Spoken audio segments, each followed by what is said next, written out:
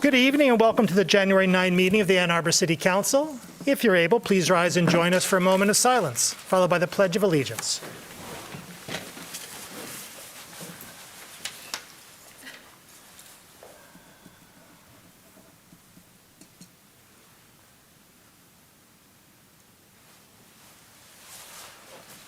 I pledge allegiance to the flag of the United States of America and to the republic for which it stands, one nation, indivisible, with liberty and justice for all. Would our clerk please call the roll of council?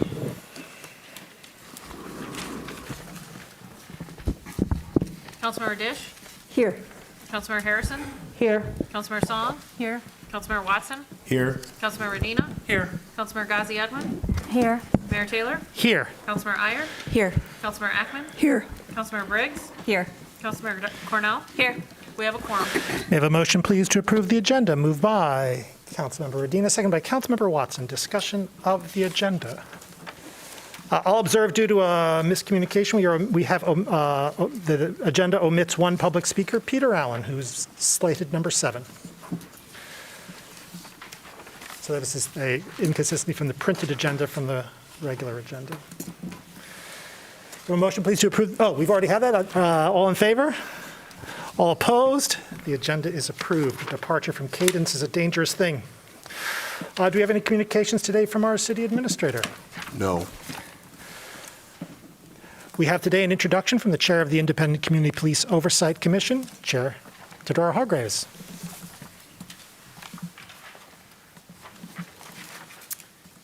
Thank you.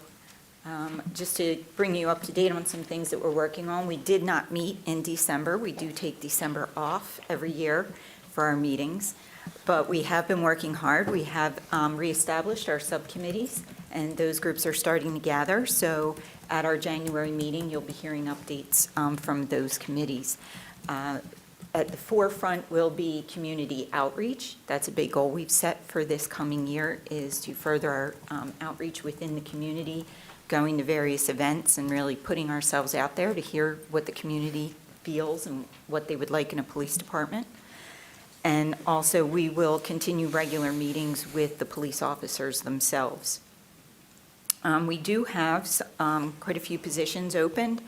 So if anyone is in the community and interested in learning more about civilian police oversight, if that interests them, we invite them to attend our next commission meeting, which will be here in the council chambers on January 24th at 6 p.m. One of the things we've noticed over the last few weeks is people we've met, and this does have something to do with our outreach, they don't know necessarily who we are and what we do. So I thought I would take this opportunity to review that. So we are an independent commission that functions as a body to review the actions and policies of the Ann Arbor Police Department. Therefore, such programs as Unarmed Response or the new Solutions Connections Group are not part of our charge. That's not something we oversee under the ordinance that governs us. While we do work closely with those groups, we're not responsible for their oversight. In addition, we do not have decision-making authority over the police department. So what we could do is we can look at their policies, such as use of force, and work with them to make changes or recommendations, but we don't necessarily have the authority to make decisions. Those decisions and responsibilities lie with the chief of police and their immediate boss, which is the city administrator. One of the committees that we do have is the Information Manager Group, and that is the group that reviews complaints and investigation reports regarding officer actions. By our ordinance, there's 5 information managers. The way that works is a complaint comes in, the police department, through their professional standards, does the review and investigation and makes a recommendation. Once it's all done and we get through the grievance process per the union contract and so on, then it is forwarded to ICPOC to do another review. And we are able to either concur with the police actions or recommendations or discipline, or we are able to give them recommendations and explain what our feelings were and how we think it should change in the future. Over the last few weeks, we have been made aware, we've received one email regarding the recent allegations against the police regarding sweeps around the Delana Center. At this time, we were not provided enough specific information to determine if any of these allegations actually occurred. We have responded to the email and requested the complainant if they could provide us any further information regarding the incidents, and these would help us be able to do a further review. These are such things as times, dates, officer names, patrol car numbers, photographs, anything like that. And then we can pinpoint times and dates from any of those things. We are currently awaiting the information from the complainant. Once we do have more information, we will continue to review the matter. If any of you receive further information, such as those specifics, please forward them to us. That's why we're here. And so we'll continue forward with that.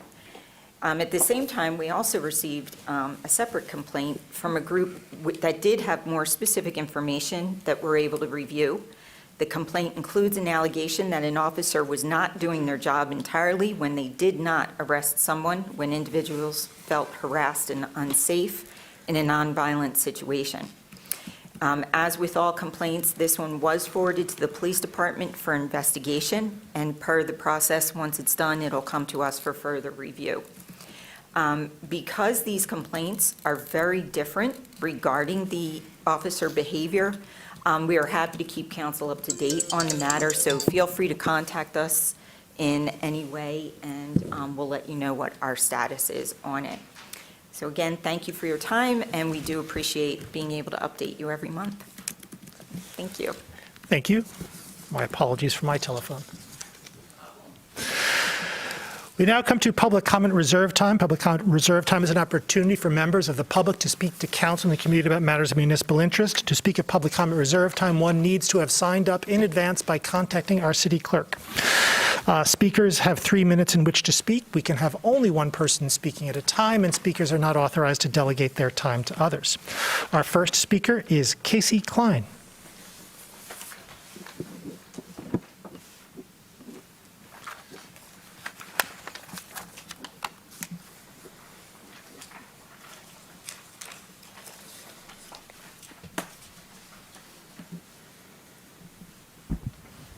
Caller with the phone Hello, number can ending you in hear me? 917. Go ahead.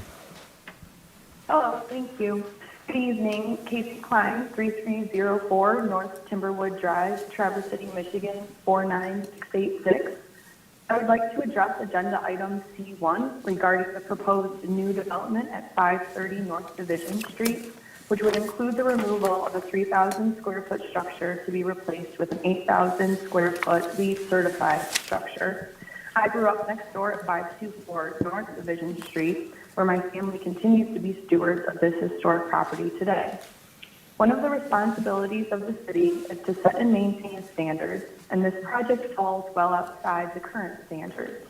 When variances are allowed, it sets a precedent. If the city's intent is to start changing this neighborhood, then those changes should be a part of a larger master plan and approved by the citizens, not piecemeal together, as will happen if this proposal moves forward without substantial modifications. During the Planning Commission meeting, I heard one of the commissioners ask about adding a maximum setback and another about adding restrictions for maximum height. That only added to my concern that there is no clear or set plan moving forward in this neighborhood. I believe the proposed construction should be at a minimum contained to the existing footprint, if not in total size, scale, and historical exterior finishes, in order to maintain the characteristics of this unique neighborhood. The only thing to be gained by building a structure as large as what is proposed is to make money, and that is not the city's responsibility to ensure that that happens. New construction within the existing footprint would be a win-win in my eyes, as it would maintain the current look and feel of the neighborhood, could still achieve the goals of LEED certification, and be designed for more dense occupancy. Even when a project checks all of the boxes, it does not always mean it is the right thing to do. The old Fourth Ward was not developed as an energy-saving district, but a historical one, and future planning for this area should take that into consideration. During a previous Planning Commission meeting, I heard Mr. Selby acknowledge the history of the neighborhood and noted no Native American presence in this area. If the proposal moves forward without substantial modifications of the footprint, please consider requiring an archaeological survey of the site prior to development. This neighborhood is one area close to downtown that is protected from university development. Every time 30 I pass seconds. the corner where the Flippy Burger location used to be, my heart sinks a little. I miss the quaint gateways of downtown. The looming building that replaced the structures which contributed to that quaint feeling does not fit the size or site and looks out of place. While it is beautifully designed, it does not fit the site or characteristics adjacent to it. While that structure is much larger than what's proposed at 530 Division Street, it gives an example of the way that one structure can change the entire look and feel of an area. Thank you for your time and consideration. Thank you. Our next speaker is Ed Mahoney.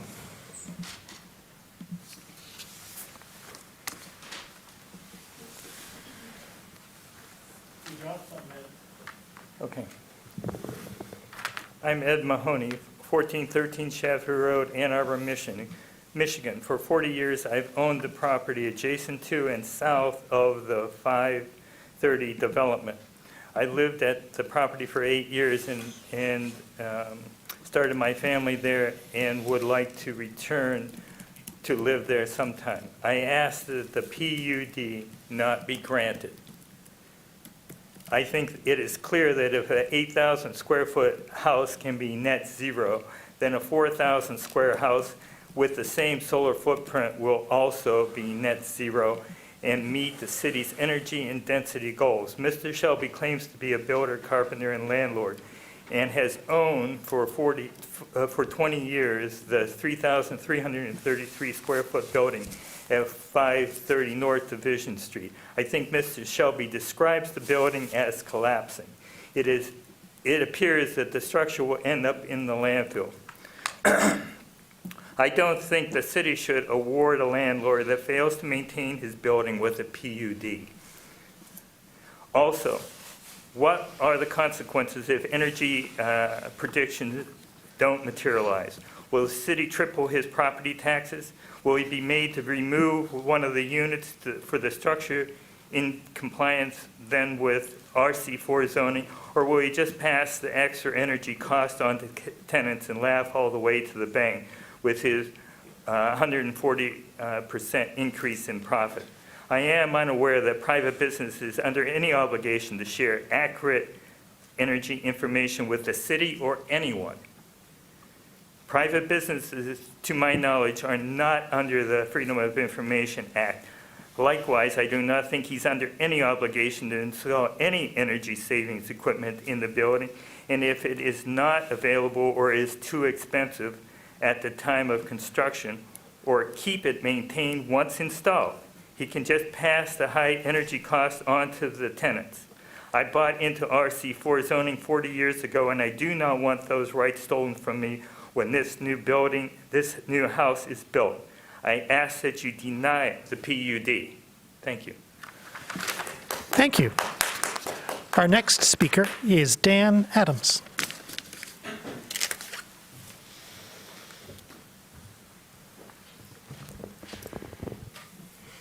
Good evening, Council.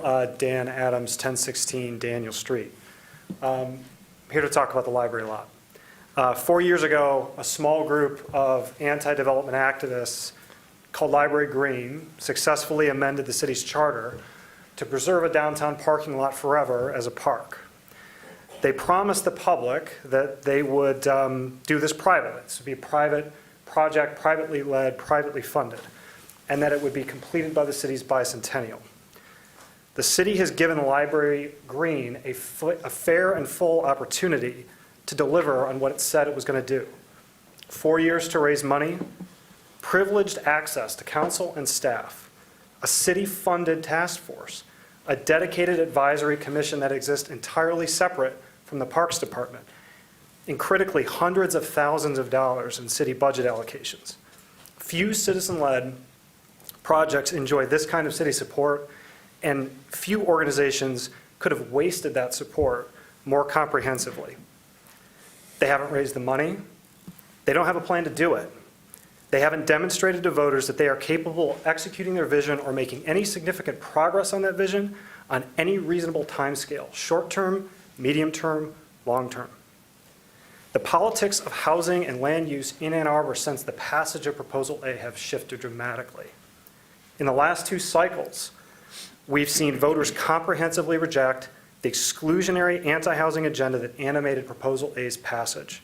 Every council member who supported significant resource diversion to the project has lost their seat. Every year that goes by, under the status quo, they will continue to parasitically drain and waste staff time and resources. They will cause the city and private organizations like Peter Allen's EA2, who's sitting behind me, they'll have to plan around this fiction. And the city, critically, is going to continue to lose millions of dollars in tax revenue, hundreds of units of housing, tens of millions of dollars in grants. Tomorrow, I'm going to email all of you a draft resolution. It doesn't repeal Proposal A. It replaces it with a charter codified commitment to invest whatever we reap from the sale of that property to advance community consensus policy goals to help the city.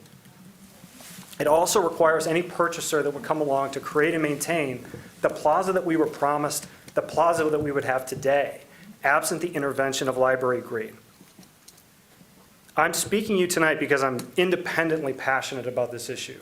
I was a taxpayer, I was a resident, I was not involved in city politics. This is something that really drew me in because of how indefensible and shocking it was. I believe it's time to ask voters this year, 2023, whether they want to continue throwing good money after bad. Thank you. Thank you. Thank you. Our next speaker is Adam Goodman.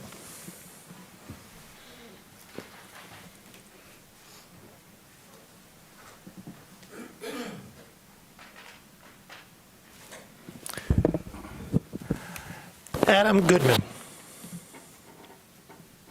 Adam Goodman, you can go ahead. Hi, good evening. Adam Goodman, joining from Ward 5. So this past Friday, the Ann Arbor Fire Department reported in a social media post that a pedestrian was struck on Jackson Avenue in front of Veterans Park and had been in critical condition after that. So I haven't seen, I don't think we have a full accounting of exactly what happened just yet, but I've been dreading this sort of situation for some time. In fact, I spoke to council about pedestrian safety on Jackson Avenue back in September, and I said it was inevitable that somebody would be hurt or worse. I hate that I was apparently correct about this. I hate it, but here we are. So this location, Jackson, with Betts Park on one side and Burwood Avenue on the other, it's a high demand spot for pedestrian crossing across Jackson Avenue. It connects a neighborhood to one of our city's premier parks.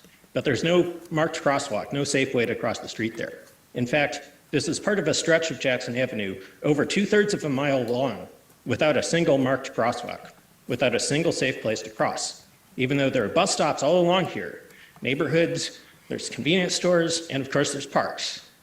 So, folks in the neighborhood along Jackson and city staff too, to their credit, have actually been working for years to try to get some mid-block crosswalks added here.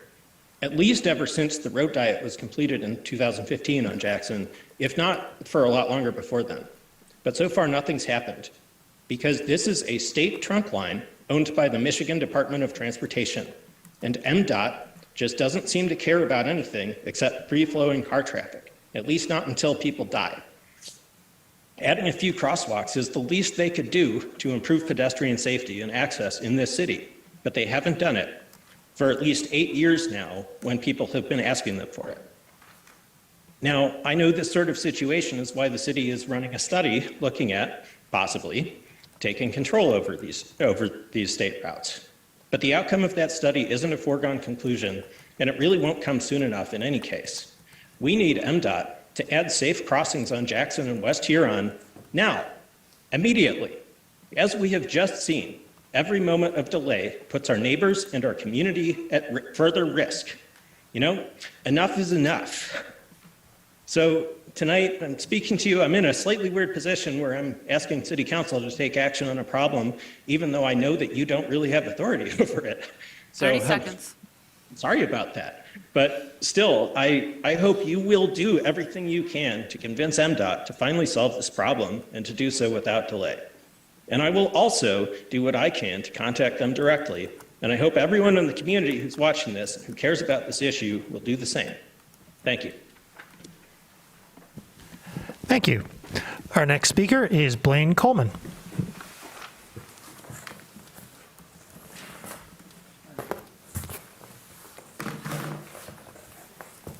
You've started the clock. I haven't started talking yet.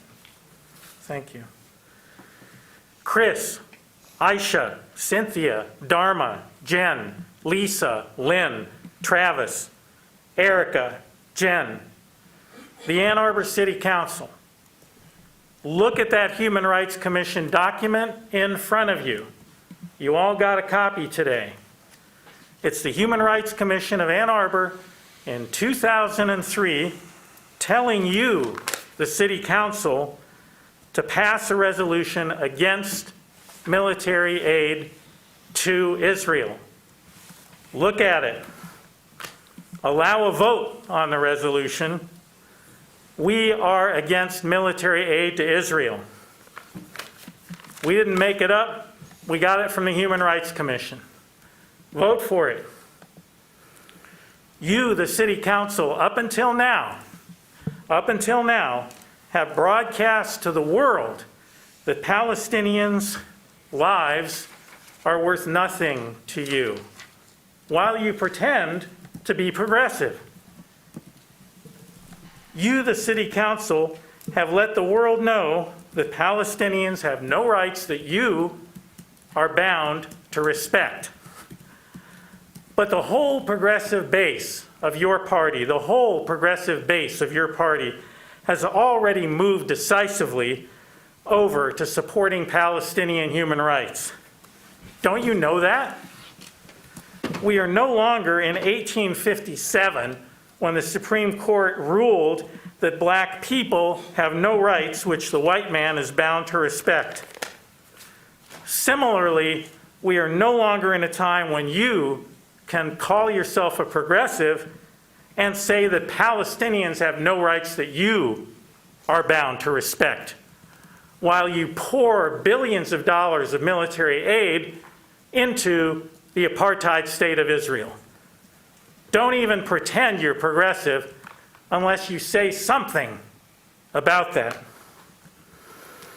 Beware of hitching your wagon to the violent, racist state of Israel.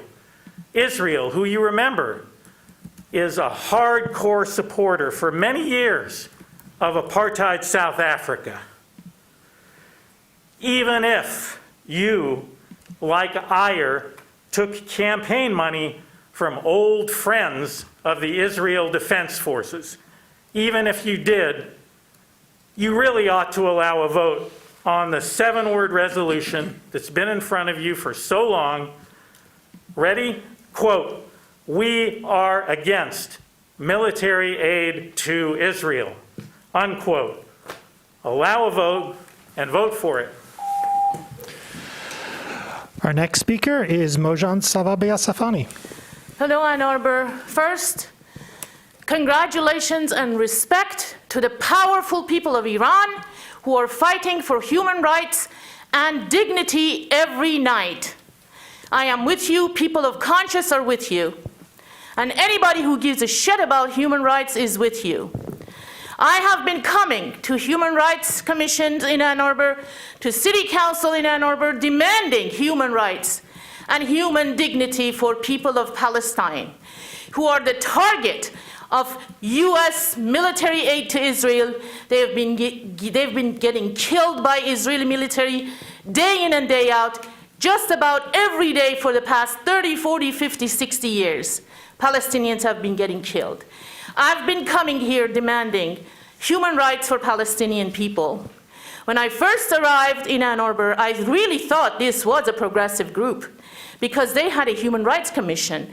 And me and multiple people like myself, we went to their meetings and we pushed them to pass this resolution, which Blaine just talked about.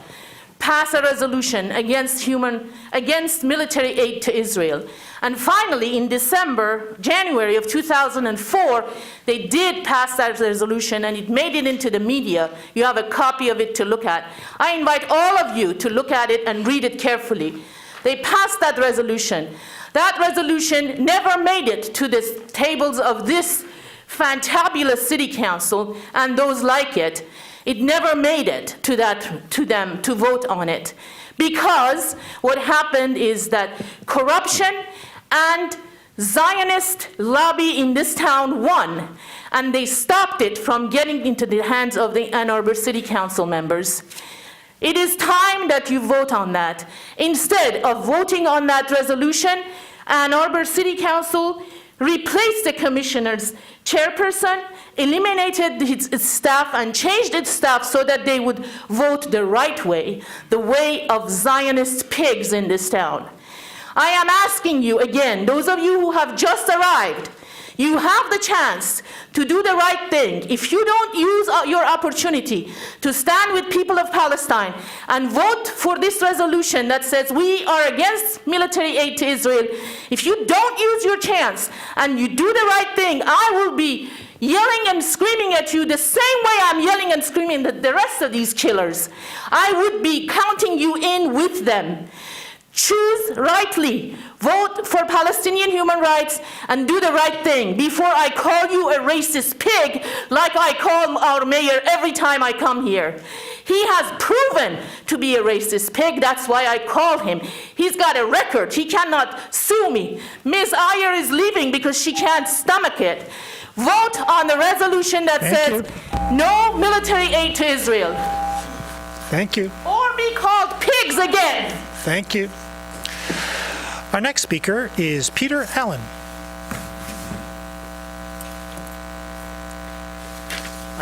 I'm Peter Allen, a resident of Newport West condominiums for about 50 years.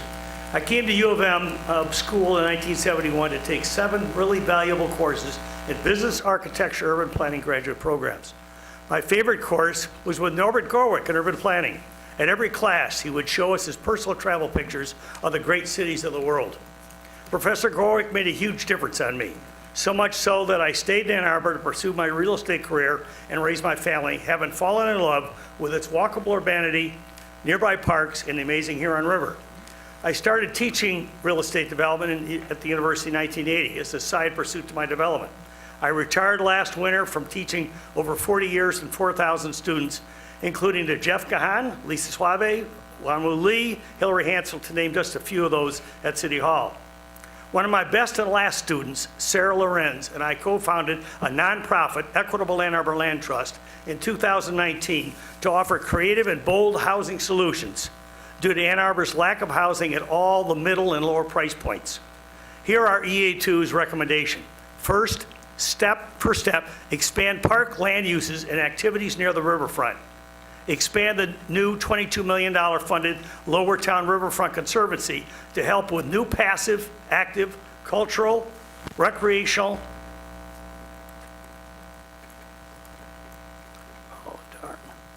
and educational opportunities. Open the river views by culling all the invasives. Expand the bike and walking trails out into the nearby neighborhoods along the creek sheds. Enhance and transform the 2.5-mile stretch of river into the defining characteristic of Ann Arbor, as renowned as the big house is to the university. Use the river to stitch together the town and gown. Make this new riverfront a birthday present to our citizens for the next 200 years. Step 2, motivate the city and university to transform their well-located service parking lots into mixed-use housing over retail. Place these public sites into community land trust with 99-year leases. Develop them with affordable workforce and market rate housing, for sale rather than rental wherever possible. Local retail and new parking would be added where necessary. The 8 large parking lots for the housing solution are all located within the 5 oxbows from Argo Pond to the Arboretum. Can you imagine where any of them are? 2 sites are owned by the city. The rest are mostly owned by the university.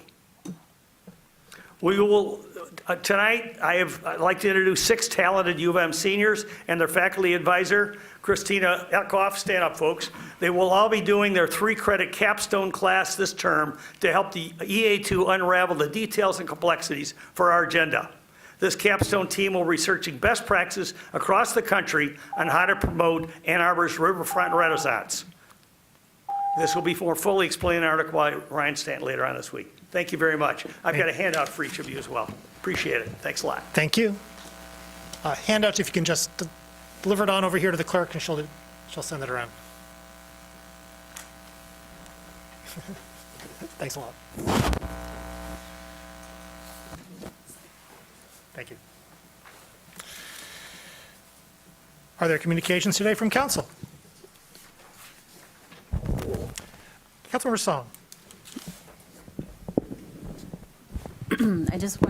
I'd like to share that Lunar New Year is approaching, and for the greater Asian American community, it's a significant holiday that begins New Year. This year is the Year of the Rabbit, and U of M will be hosting, along with local Asian American organizations, a celebration starting on the 21st, 28th, and February 4th at the U of M Museum of Natural History. You'll be able to view a show in the planetarium and Dome Theater. I encourage residents to join and learn a little bit more about this. It's a culturally significant time for families to gather together, reconnect with each other, and learn a little bit more about our family histories, especially immigration histories. Since it's a Pan-Asian event, you'll be able to meet community members across diasporas. So thank you. Councilmember Ghazi Edwin. Thank you.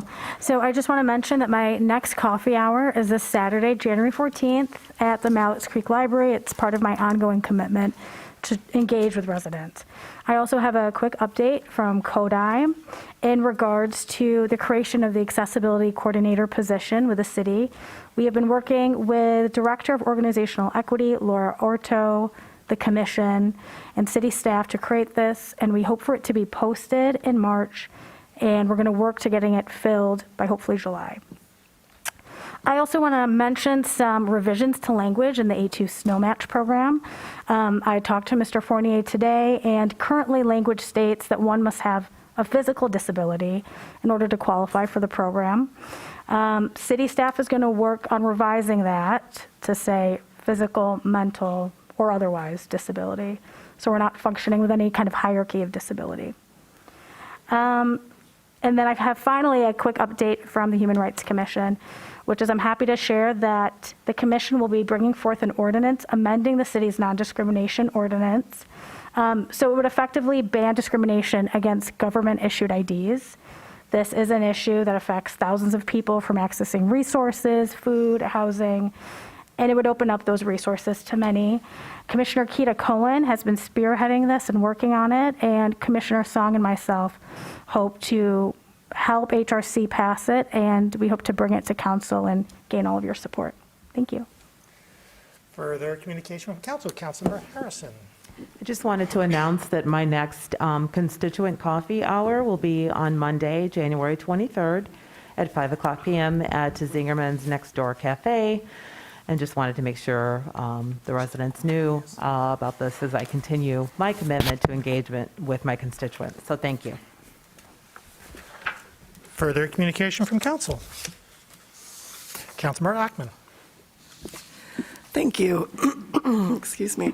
I wanted to let people know about the Get Downtown Conquer the Winter Challenge that starts tomorrow and runs through February 10th. This is meant to reward travel by alternate modes of transit, including bus, bike, carpool, walking, rolling, scooters, telecommuting. You can sign up at getdowntown.org. A number of council members are participating in this. On a related note, we've had several members of our community reach out to us about concerns about people parking or using protected bike lanes as a parking or a loading zone. So it's really important that as we build out this network, we keep it safe for the cyclists it's intended for.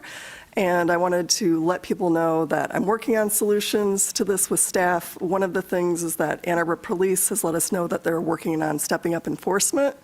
Another thing that they're doing is they're tracking the citations more precisely now than they were before. So before, parking violations were lumped together, and now they're going to track these separately, so we'll have data to get a grasp on current enforcement.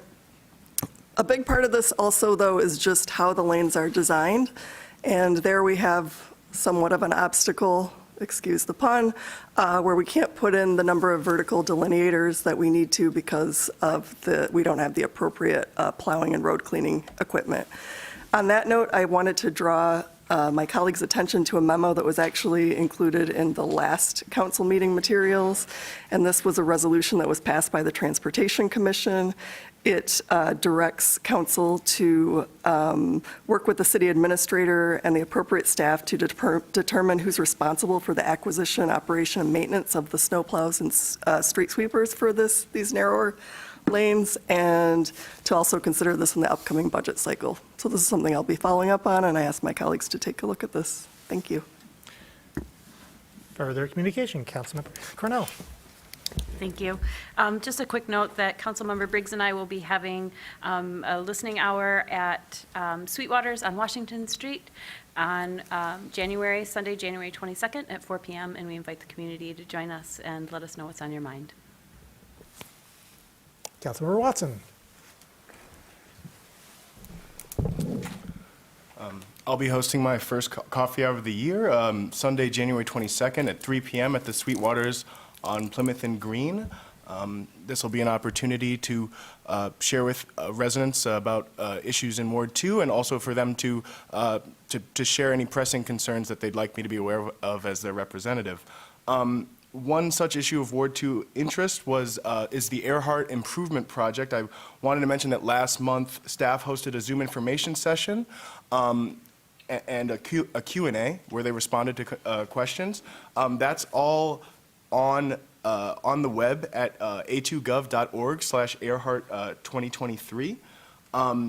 You can view, if you happen to miss it in the session, you can view video of that and also see the history of the project and maps of the project area. I'd like to thank the project managers and the city engineering staff who answered questions and have been just continually responsive via email.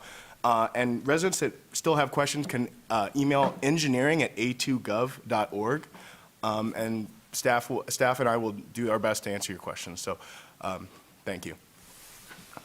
Further communication from council. Councilmember Briggs. Thanks. Today I attended the one of the community sessions on the unarmed crisis response team development. It was well attended. It was at the library. There's also 2 more that are going to be happening this month. You can see a press release on a2gov.org to get the more dates, but one's on Thursday, January 12th at 6 p.m. At the Pittsfield branch of the library. And then another one on Thursday, January 19th at 6 p.m., which is going to be Zoom-based. So I encourage folks to attend those. Another thing that folks may want to know about, there is the A2 Snow Match Volunteers program this year to try to improve the clearing of our sidewalks in the winter. So there was a nice memo that was attached to our agenda tonight on this issue, but in addition to that, folks can volunteer to help their neighbors if who are disabled or elderly, and an opportunity to sign up on the city's website for that. And then also, just as Councilmember Ackman mentioned, Conquer the Cold, Ward 5 is competing against Ward 4. So there is opportunity for other wards to join in with building their own teams. You could do it tonight when you get home, or maybe even tomorrow. Further communication from council. I would like to request confirmation of the following appointments that were presented to City Council for your consideration at the December 19, 2022 regular session. To the Zoning Board of Appeals, Grace Whitney. To the Airport Advisory Board, Frederick Hall. Rosemary Faulkner. To the Renters Commission, Robert Droppelman. May I have a motion, please? Moved by Councilmember Dina, seconded by Councilmember Dish. Discussion? All in favor? Opposed? They are approved. We now have before us the consent agenda. May I have a motion, please, to approve the consent agenda? Moved by Councilmember Dish, seconded by Councilmember Ghazi Akman. Perhaps Ghazi Edmond. Discussion of the consent agenda. You made a joke of this. Councilmember Dish. You made a joke of Ann Arbor. Shame on you. This is not a joke. This is a town. Councilmember Dish. Thank you. I just wanted to say how excited I am to see CA8 on the agenda. What this will do is rescind a power purchase agreement because it has turned out that under new federal regulations, the city can itself claim a 30% tax rebate for solar infrastructure. And this consent agenda item will yield over $3 million in direct rebates to the city of Ann Arbor that we no longer need to work through Enerlogics to receive. We will still be working with Enerlogics to create this infrastructure. And this just makes me really happy for us and for what's going on in Washington. Further discussion? I too would like to piggyback on praise for CA8. With particularity, I'd like to thank the Biden-Harris administration for their vision with respect to the Inflation Reduction Act. The act referenced by Councilmember Dish. The Inflation Reduction Act does enable municipalities to take advantage of the tax credit with respect to the purchase of solar and solar-adjacent materials, which has substantially changed the economics of this proposal, enabling us to purchase a total of $8 million worth of solar panels, 3 megawatts, and will accrue to the city substantial cost savings in the years to come. This is going to be a real step forward with respect to our 820 plan, towards accomplishing our 820 goals. And we have, well, frankly, the administration to thank for it. And so I do. Further discussion of the consent agenda. All in favor?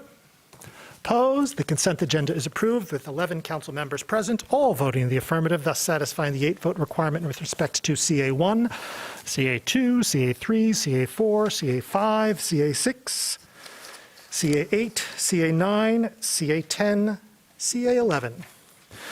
We now come to a set of public hearings. Public hearings are opportunities for members of the public to speak to council and the community about the specific subject matter of the public hearing. To speak at the public hearing, you need not have signed up in advance, but your speech must relate to the subject matter of the public hearing, that is to say, the specific item on the agenda. Speakers have 3 minutes in which to speak, so please pay close attention to the time.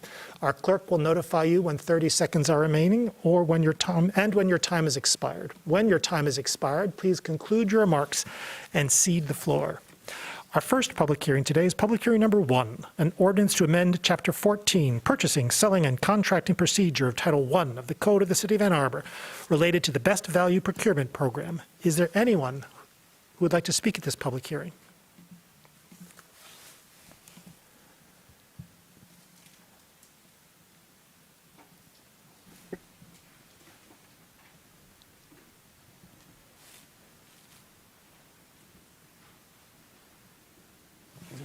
Mayor, there are no callers on.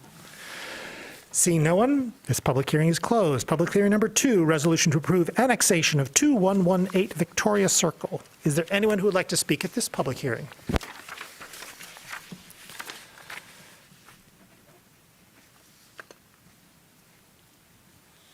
Is there anyone online who would like to speak at this public hearing? Mayor, there are no callers with their hands up for this hearing. Public hearing, seeing no one, this public hearing is closed. Public hearing 3, resolution to approve annexation of 2520 Pontiac Trail, 1.836 acres, and 2540 Pontiac Trail, 4.061 acres. Is there anyone who would like to speak at this public hearing?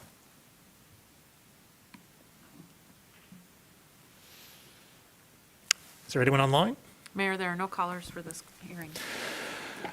Seeing no one, this public hearing is closed. Public hearing number 4, resolution to adopt the 2023-2027 Parks and Recreation Open Space Plan. Is there anyone who'd like to speak at this public hearing? Please just mosey on up.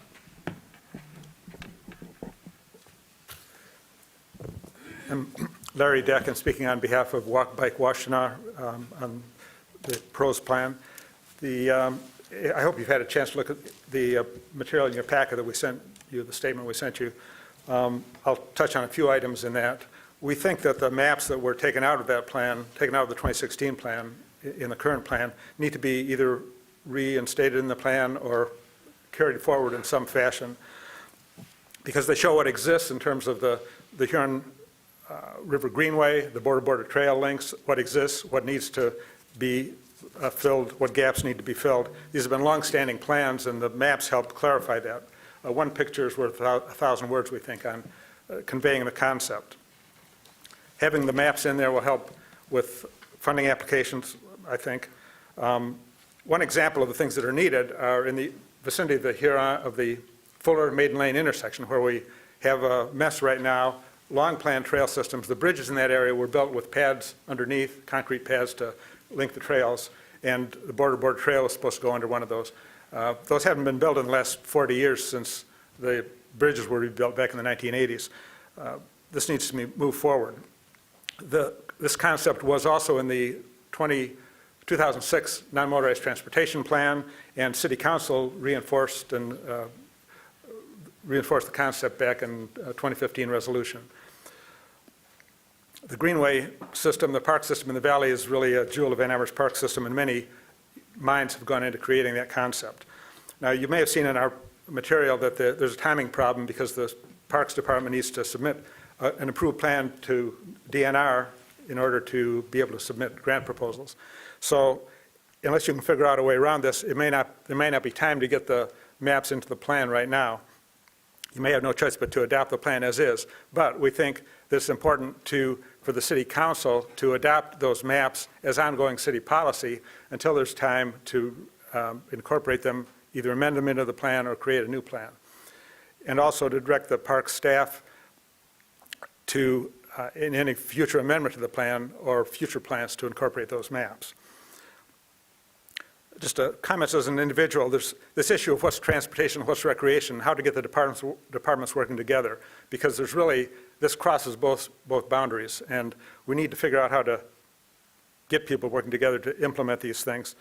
Having those maps out of the plan makes it difficult for us to see where we're going. We need a vision of where we're going, make it easy for people to see, and then figure out how to get departments playing together with outside funding agencies to make these important projects happen.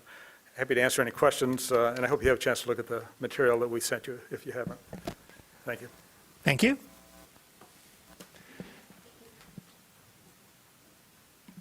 Is there anyone else in House who'd like to speak at this public hearing? Is there anyone online who would like to speak at this public hearing? Mayor, I don't see any callers with their hands up for this hearing.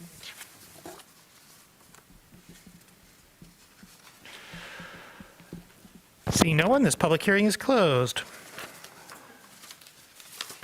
We have before us the regular session meeting minutes of December 19, 2022. May I have a motion, please, to approve these minutes? Moved by Councilmember Dish, seconded by Councilmember Ghazi Edwin. Discussion, please, of the minutes. All in favor? Opposed? The minutes are approved. B1, an ordinance to amend Chapter 14, Purchasing, Selling, and Contracting Procedure of Title I of the Code of the City of Ann Arbor related to the Best Value Procurement Program. Moved by Councilmember Iyer, second by Councilmember Ackman. Discussion, please, of B1. Councilmember Iyer. Thank you. Just very briefly, because I mentioned this last time it came up, but this is a promised revision. These are actually some pretty minor tweaks to our best value procurement policy. These are changes that reflect lessons that we've learned over the past year since implementing this new procurement policy. When we implemented it, we promised that we would take a year, see what was working and what wasn't, and make any necessary changes to adhere to the spirit of the policy.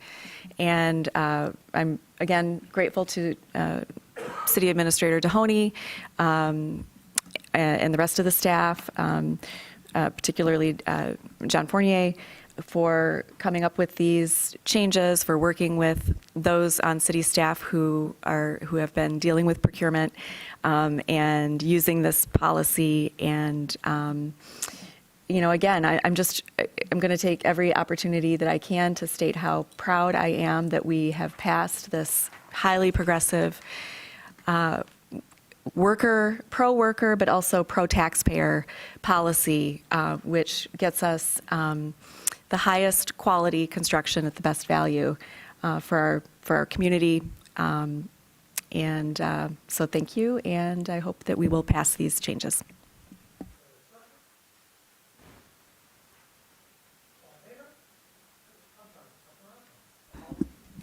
Yeah, I just wanted to say that I appreciate the commitment to taking a year to see how this worked, to evaluate what's working and not working. These changes to me seem reasonable, and I guess I'm just thankful that people were taking a look at this and making necessary changes to make it better.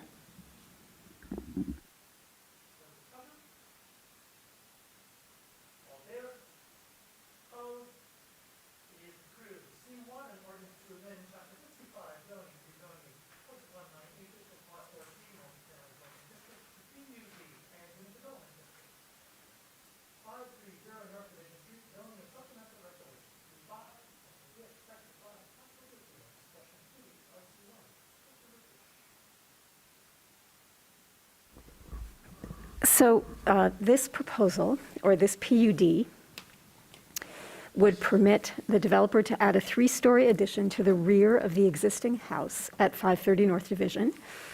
And it would rezone this structure from R4C, which it is now, as I said, to PUD. The end result of this would be an 8,000 square foot house with 4 dwelling units of 6 bedrooms each. It is currently a 4,000 square foot house with 4 dwelling units totaling 10 bedrooms. So we're getting 14 more bedrooms in there. It's a great added density. The PUD zoning is proposed to make some small modifications to setbacks, conflicting land use buffers, driveway width, landscaping, and some other things in exchange for an energy efficient and sustainable building. And this is what I'm excited about, so this is what I want to talk to you about. The developer is obligated to deliver on his commitment to an all-electric building. A gas hookup is prohibited in the supplemental regulations of the PUD. Please understand that. This property is located outside of the city's historic district, and the project is regenerative of a blighted site. The building will be net zero plus 5%, which, if you don't know what that means, it actually means that the building will produce more energy than it consumes, which meets what is called the Living Building Challenge. It will have low flow water things everywhere you can flow water. It will be made with sustainable products. It will be recycling the existing building into the new building, and it will be a biophilic building, which means that all tenants can enjoy outdoors from their units, and the grounds will feed pollinators that use the Huron River Flyway, and they will not be charged a toll. The building meets energy conservation standards for passive house, which are more stringent than LEED, but the building will also qualify for LEED Platinum. The project comes to us with the enthusiastic support of the Old Fourth Ward Association. And that's very exciting, and that's what I wanted to say. Further discussion? All in favor? Opposed? It is approved. C2, an ordinance to amend sections 5.22.2 and 5.22.3 of Chapter 55, Unified Development Code of Title 5 of the Code of the City of Ann Arbor. Moved by Councilmember Dish, seconded by Councilmember Ackman. Discussion, please, of C2. Councilmember Dish. I will be brief, but there are a few things worth explaining. These amendments that we propose to make to the stormwater section of the UDC, the Unified Development Code, were prompted by a review letter that the city received from the Michigan Department of Environment, Great Lakes, and Energy. This is part of the process of qualifying for our National Pollutant Discharge Elimination System permit, which we have to do. It's required under the Federal Clean Water Act. Eagle raised issues with our stormwater management system requirements. We use the rules of Washtenaw County Water Resources Commissioner as our stormwater design standards, so that's not the problem. But we had several, four, in fact, exemptions that are not allowable. So we had exempted site plans on parcels 1 acre or greater from first flush volume. That's the first 1 inch of runoff. It's the worst, most polluted inch of rainwater that happens in a storm. We exempted that when impervious area was not being increased. We exempted impervious area that was being used solely for ADA requirement improvements. We exempted impervious area that was for public sidewalk improvements, and we had exempted existing impervious area on historic structures from stormwater management. Okay, we're not going to do that anymore. Okay, that was probably too much in the weeds. And when we were reviewing all of that, you know, when you start weeding, you just keep going. We wanted to propose a change to the alternative method of stormwater detention section of the UDC, which has been used precisely once since it was added 20 years ago.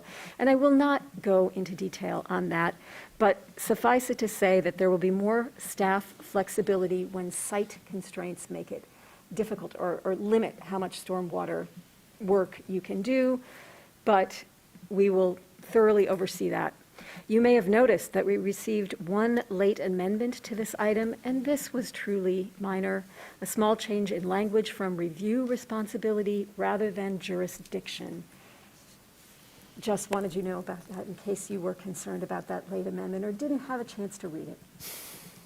Okay. Further discussion? All in favor? Opposed? It is approved. DC1, resolution to appoint Brian D. Steglitz, PE, and F.ASCE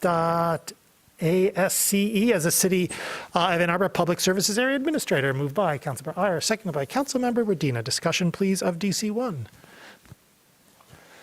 For my part, I will say that it is, of course, the city administrator who hires and appoints our various service area administrators. But in this context, we have the pleasure of ratifying that choice, and it is with delight that I'm sure that I'm pleased to sponsor it and pleased to bring this forward. Mr. Steglitz has, of course, served the city well in a variety of capacities and is a industry and national leader with respect to water treatment. And just delighted that he'll be taking over this role. Further discussion. Councilmember Redina.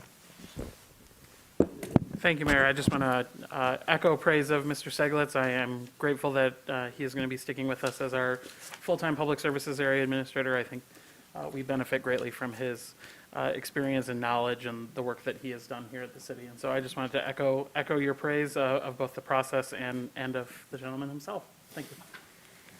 Councilmember Song.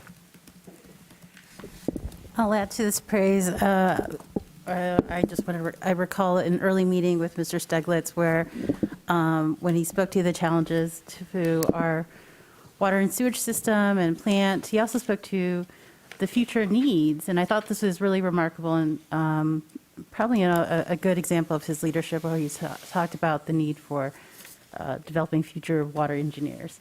So I really appreciated that perspective of understanding, how do we build an institution? How do we introduce that need to young folks who come through our water and sewage plant? And I'd love to see that ethos continue throughout our public service work. So thank you so much to Mr. Steglitz for sticking with Ann Arbor and seeing to our future needs. Councilmember Briggs. I will continue to add to his praises. I just would like to say he's served exceptionally as the interim public services manager. Particularly been impressed with his leadership on stormwater management issues in the Fifth Ward, also on some transportation issues, and to add to his good qualities, he's a Fifth Ward resident. Further discussion. All in favor? Opposed? It is approved. DC2, resolution to recommend approval of issuance of a downtown development district liquor license to Tatsu Inc. Moved by Councilmember Dish, second by Councilmember Redina. Discussion, please, of DC2. All in favor?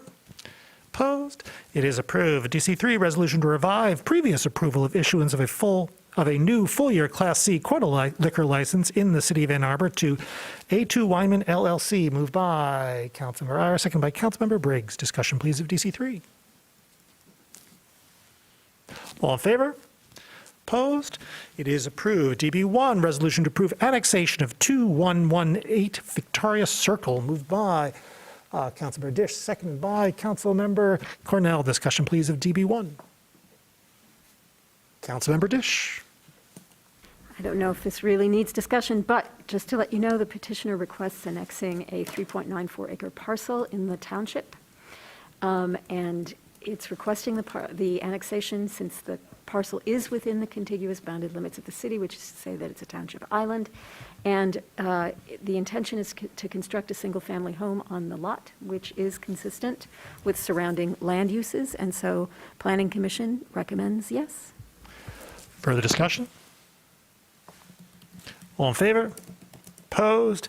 It is approved. DB2, resolution to approve annexation of 2520 Pontiac Trail, 1.836 acres, and 2540 Pontiac Trail, 4.061 acres. Moved by Councilmember Dish, seconded by Councilmember Iyer. Discussion, please, of DB2. All in favor? Opposed? It is approved.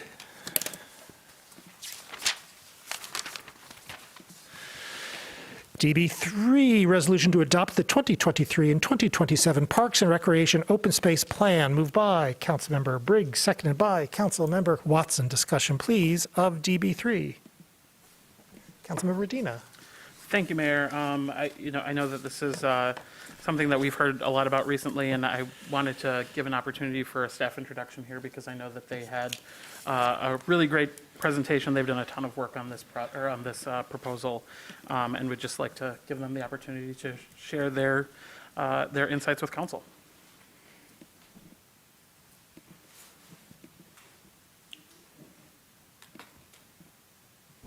Thank you. We have our Parks Manager available to make a brief presentation about this.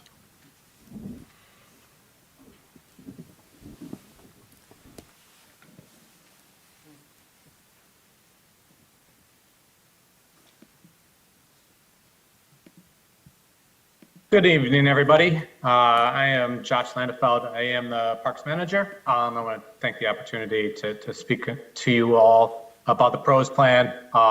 There's been a lot of work done in the past year on by staff, PAC members, Planning Commission, the PROS plan task force, and the community members who have provided lots of feedback and comments and support for this. The large part of this work has been done by our Parks planner, Hillary Hansel and Adam Furco, who really deserve the vast majority of credit for this. So at this point, I'm going to turn it over to Hillary to kind of give you an overview of what we've done thus far, and then we'll kind of come back and answer any questions you may have. Gosh, I'm sharing my screen now. Can everyone see that, hopefully? All right, so the PROS plan, just a brief overview of what this is. This is our comprehensive plan for the park system with a look 5 years ahead and also longer range. So one of the reasons we update this regularly is that the Michigan Department of Natural Resources requires us to file a PROS plan or REC plan with them every 5 years in order to maintain eligibility for their grant funding. But it's also a great opportunity for us to ensure that this still reflects public values and desires of the community. So it provides this forum for public input through a variety of ways. It also outlines needs and desires for existing and future facilities. And so just to give you an overview of the level of community engagement that this plan has undertaken, we started with an online survey last spring where we had over nearly 2,400 respondents. So this was, I think, nearly double what the previous PROS plan was. So we were really excited about that. There was a task force guiding the survey rollout as well as the survey development. And a lot of thought was put into how we could reach a broader audience. In addition to the online survey, we met with several focus groups, Park Advisory Commission, Recreation Advisory Commission, Planning Commission, as well as the Office of Sustainability, and 2 focus groups on relevant issues. So one focused on downtown parks and then another one focused on bike recreation. In addition to that, we held 2 separate public meetings, one virtual, one in person. And of course, we've received several email comments throughout this process. We also, by law, are required to have a 42-day open review period, which took place this November into December 23rd.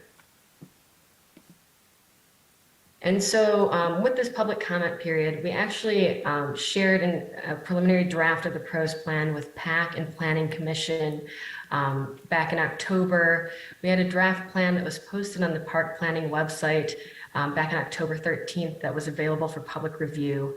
On November 11th, City Council approved the formal distribution of the PROS plan and began this formal 42-day public comment period that ended near the end of the year. But there was a long time where we had opportunities for the community to weigh in on this, and several opportunities basically throughout the past year. And so here we are today. This is kind of the final step in getting our approvals before we can submit to the DNR by the end of January. So we had a special meeting with the Park Advisory Commission on the 3rd. They recommended it for adoption. We had a Planning Commission public hearing on January 4th, who has also recommended it for City Council adoption. So here we are today with you. And some of the themes of the public comments that we've been hearing, a lot centered around center of the city. I know we had a public comment earlier. We received a statement from the Council of the Commons, as well as from individual comments from members of the community. A lot of discussion around including census data breakdown by different planning areas of the city, having the document show strong support, and also clarifying funding responsibility of the Council of the Commons or Park Advisory Commission or Parks Department. We had several requests for dark skies compliant lighting practices to be included, requests for new amenities and improvements. Some of these were for specific parks, others were from neighborhood associations or other formal, informal groups. And then other miscellaneous public input we had around these Huron River Greenway plans you heard mentioned earlier, the existing railroad barriers throughout the city and how those affect non-motorized transportation, as well as sustainability. And so at the January 3rd Park Advisory Commission meeting, the plan was recommended for approval, but with a few language adjustments. So we consolidated discussion around the center of the city from being in 2 locations in the plan to just 1 location on page 52. We expanded a description of the center of the city to include the specific charter language. That's also included on page 52. And then we made an adjustment to the sentence you see below to clarify that the Council of the Commons is responsible for recommendations on design, usage, and funding for the Library Lane lot portion of the center of the city, while Liberty Plaza and the Kemp House remain under the jurisdiction of the Ann Arbor Parks and Recreation. So that was something that came out of PAC on the 3rd. And so with that, we just wanted to give an overview of kind of how we got to this point, but happy to take any questions any of you may have. Thank you. Thank you. And just one, before with questions, I would like to add one additional thing, specifically as Mr. Deck was there speaking about the maps. Hillary and I did meet with Mr. Deck earlier today to talk about the maps. We completely agree that there's an opportunity to figure out how to keep those maps as a vision for within parks for the future. We believe that there's an opportunity for us to meet regularly with those maps as a question to figure out how they are. But for the PROS plan, we really wanted to focus on the priorities of projects that are associated with those maps, as opposed to keeping those maps in there with potential of diluting the necessity of various projects. So we did have that meeting today. We do look at having a conversation at the February PAC meeting regarding that comment as well. So look forward to continue to improve the border to border. So we look forward to answering any questions you may have, though. Further discussion?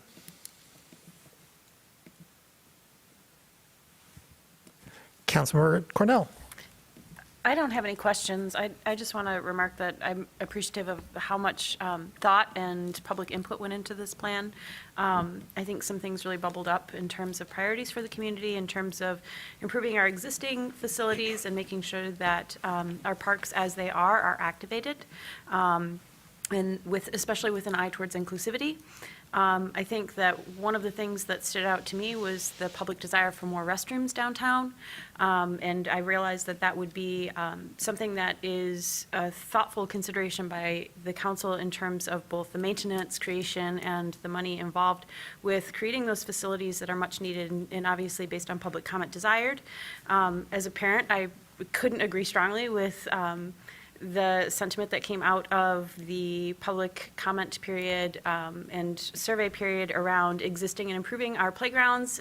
There's definitely playgrounds in our town that are great and some that are lacking, and to bring them all up to a standard where we have a difficult choice as to what playground to go to as a parent would be a really good problem to have. And I'm incredibly interested in the feedback that came back regarding the border-to-border trail and making sure that we have connectivity so that trails don't just end and we're dumped out into a street where we have to continue our commute to the next connection point. I think that that's something across the county where Ann Arbor can play a really strong and leadership role in making sure that we have some attention to that. So those are the things that really stood out for me. And again, I appreciate the public who commented and participated in all the various listening sessions and surveys, and to the park staff and Parks Commission that put so much thoughtful detail into this. Further discussion, Councilmember Briggs? Yes, my colleague in the fifth said everything so eloquently, so I'll be brief. I just also would like to thank park staff and the community who weighed in very generously with their comments on this. I think it's a strong document. I know we've received a few comments over the last few days around tweaks that we could be making. I think it's important for folks to also be aware of the importance of that public comment period officially ending on December 23rd, and sort of the incorporation of that process through the Parks Commission and also Planning Commission. So I think we have a really strong document in front of us tonight. I'd like to thank park staff for their really, I know it was a big lift this past year, and also thank former Councilmember Grant, who served on the sort of advisory commission with me last year on this. Further discussion, Councilmember Watson. I just wanted to echo a lot of the sentiments expressed, but just speaking as a new liaison to the Parks Commission, I was just impressed by in my two parks meetings I've been to, I was just impressed by the institutional knowledge, both from staff, Mr. Landefeld, and also from commissioners. Just the fact that commissioners joined and staff joined on the first working day of the year to get this done, and then came again to Planning Commission to present, and in both those bodies were very thoughtful in their consideration. And I think I just want to echo one thing that Mr. Landefeld has kind of said throughout the process, which is that the plan is created as a snapshot in time. It's a snapshot of community goals for the parks at this moment, but great care was taken so that it doesn't preclude action in the future that would fit with community goals. So as things change, as new opportunities arise for our parks and open spaces, council, the PAC, council, staff, we can all act to kind of improve our park system, and we don't think anything within this plan is going to hinder the continued strength of the parks here in Ann Arbor. So thank you to everyone. Further discussion? I too would like to get on board the thanks train. The parks the parks are among the jewels of Ann Arbor, and you can see it from the amount of public engagement on this plan, and you see it, frankly, with people spending their daily lives wandering in and out and enjoying our parks. It's an integral part of our community. It's an integral part of what makes Ann Arbor an amazing place to live, and all other things. And it is the result in many respects of the the hard work that has been performed by our predecessors. And then most immediately, that hard work has been replicated by members of the public who have engaged the process, by our staff up and down the line who have done dogged work on behalf of our parks and on behalf of public engagement, and of course, and finally, our community member volunteers who participate in the Planning Commission and with particularity here, the Parks Commission.